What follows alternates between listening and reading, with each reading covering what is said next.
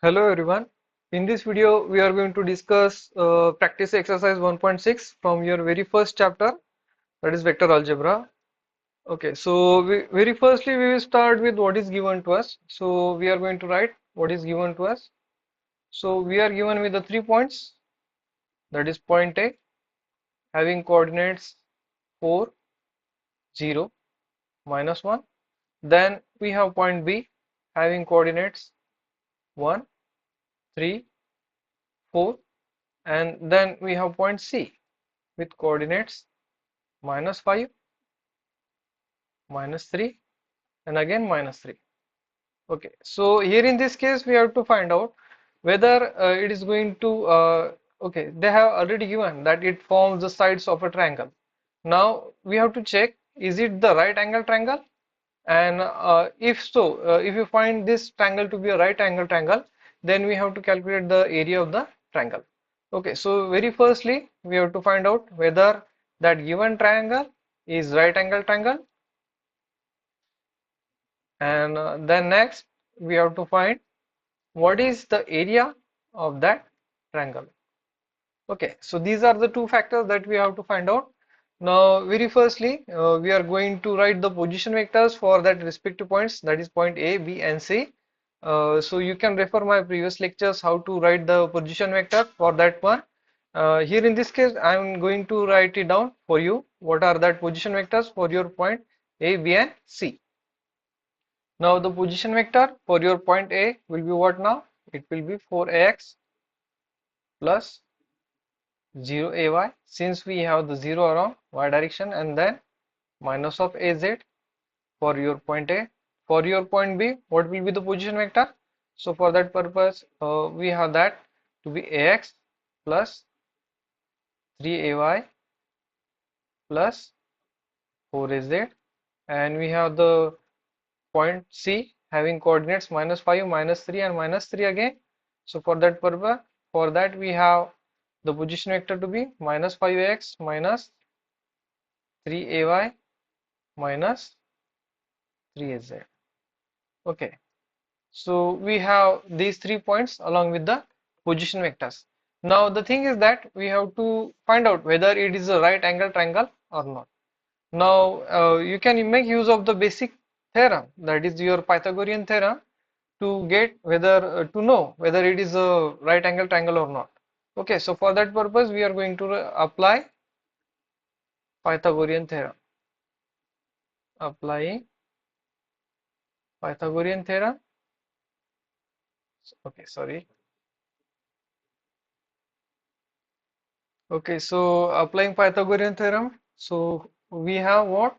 We have the Pythagorean theorem to be what? Sum of the two sides square is equals to third side square, or you can say that sum of the two sides square is equals to what? It is equals to hypotenuse square. So here in this case I am going to rewrite that to be, this is again your side, some side A, then we have some side B, and it should be equals to what? It should be equals to square of your hypotenuse square. And as we know that from basics of your right angle triangle, we have the hypotenuse to be what? A largest side, isn't it? So we have the largest side to be what? A hypotenuse having the two sides, and their sums is equals to what? It is equals to your largest side, that is equals to what? Your hypotenuse square. Okay, so to go through this one, very firstly we are going to find out the what is the magnitude for your this position vector of A, B and C, since it is said that they form the sides of the triangle. They form what? Sides of a triangle. So what we very firstly we are going to find out the magnitudes for your position vector A. So how we are going to find out that magnitude? So we are going to write this magnitude to be equals to what? Like this one. Magnitude of your position vector A, and that is equals to what? In square root of your this 4 square plus this 0 square. This is all for your simplification purpose. If you are quite expert in solving this numerical, you can directly jump onto this step from this to this one. Okay, so this is for your reference purpose. Whatever that position vectors that I have written over here, that is for your reference purpose. If you have enough good practice, then you can directly go with the finding out the magnitudes of your point A, point B, and point C. Okay, so what will be the magnitude of your position vector A?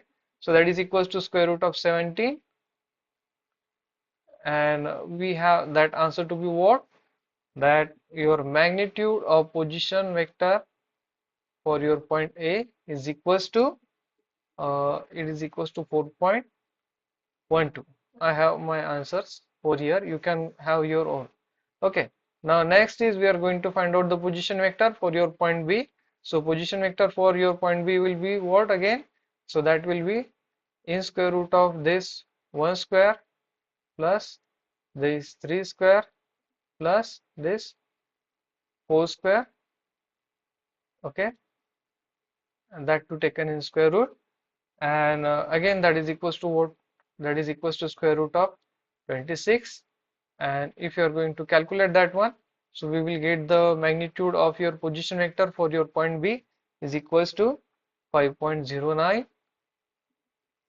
Okay, then we have the magnitude of your position vector for your point C, so that is equals to square root of minus of 5 square plus minus of 3 square plus minus of 3 square, that to taken in the square root. And if you are going to simplify that one, you will find that value to be square root of 43. And if you are going to further calculate that one, so you will find the magnitude of your position vector for point C is equals to 6.55. Okay, now if you look out for this one, so we have the value for your side A, or you can say the position vector for your point A, since they form the sides of a triangle. Then we have the magnitude for your side B. Then we have the magnitude for your side C. Now we are going to make use of this equation that we have written over here. Say for now this is to be equation number 1. And if you are going to place the values of that point A, point B, and point C within that one, so you will have your answer. So what is the value for your uh, magnitude of A? So that is equals to what? We have that to be value of A to be 4.12 square. Then value of your side B is equals to what? That value we have that to be 5.09 square. Now you can simplify that one, and after simplification you will find that whatever answer that you will have, that is equals to side C square, that is equals to 6.55 square. Okay, so since it satisfies the condition of your Pythagorean theorem for right angle triangle, we can say that whatever these sides A, B, and C, they are the sides of a right angle triangle, and hence the given points are of the your right angle triangle. So we have satisfied the very first condition that we have found out whether it is a right angle triangle, and yes, it is the right angle triangle. Okay, so we have this one, we have the very first answer. Then next is we are going to calculate the area of the triangle. Okay, so what is the formula for that area of the triangle of right angle triangle? So we have the area of your right angle triangle